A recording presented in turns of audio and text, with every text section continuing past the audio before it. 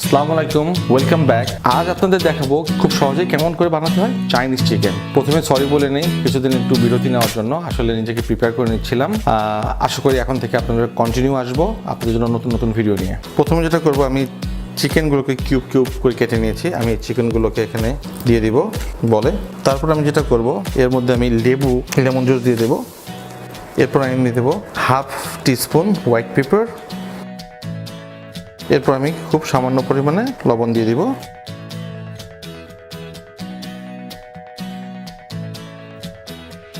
এখন এটাকে আমি মেরিনেট করার জন্য কিছুক্ষণ ফ্রিজে রেখে দেব।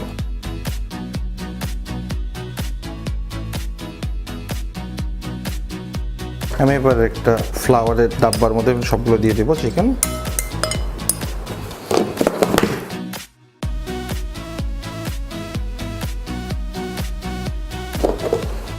এরপর আমি চিকেনগুলোকে একটা প্লেটে নিয়ে নেব।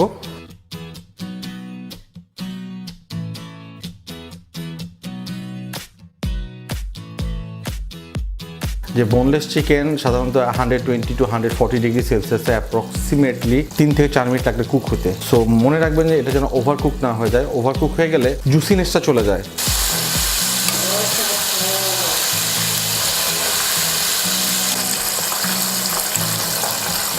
দেখতে পাচ্ছেন চিকেনের কালারটা গোল্ডেন ব্রাউন হয়ে গেছে, তার মানে এটি হয়ে গেছে। প্রথমে আমি দিয়ে নেব, তেল ঢেলে দেব।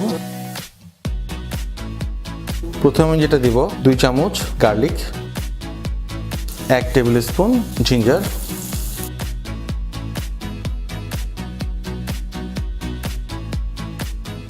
এটা এখন গোল্ডেন ব্রাউন কালার হয়ে আসছে। একটি পেঁয়াজ সম্পূর্ণ দিয়ে দিলাম, একটি ক্যাপসিকাম কিউব করে কাটা দিয়ে দিলাম, একটি টমেটো সিডলেস করে কাটা। আমি এখন থেকে খুব সুন্দর করে মিক্স করব। খুব সুন্দর একটি কালার আসছে, দেখতে পাচ্ছেন আপনারা। এর মধ্যে আমি পরিমাণ মতো লবণ দিয়ে দিলাম, 1 টিএসপি হোয়াইট পেপার দিয়ে দিলাম, আধা কাপ টমেটো সস দিয়ে দিলাম। আমি জাস্ট একটু গ্রেভি আনার জন্য এটার মধ্যে একটু পানি দিয়ে দিব। এরপর আমি যেটা দিব সেটা হচ্ছে সয়া সস। এরপর আমি চিকেনগুলো এর মধ্যে মিক্স করে নেব।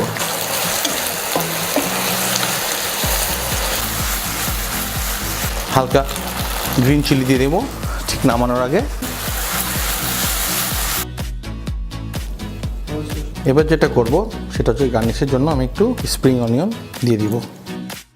এত কষ্ট করে বানালাম, খাবো না তা কি হয়।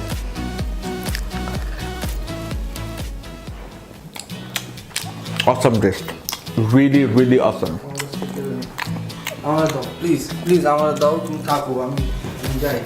সো ভিউয়ার্স, দেখলেন খুব সহজেই কেমন করে তৈরি করা যায় চাইনিজ চিকেন। এই রেসিপিটি আপনাদের ভালো লাগলে লাইক, কমেন্ট এবং শেয়ার করবেন এবং পরবর্তী আপডেট পাওয়ার জন্য অবশ্যই সাবস্ক্রাইব বাটনে প্রেস করবেন। আসসালামু আলাইকুম, খোদা হাফেজ।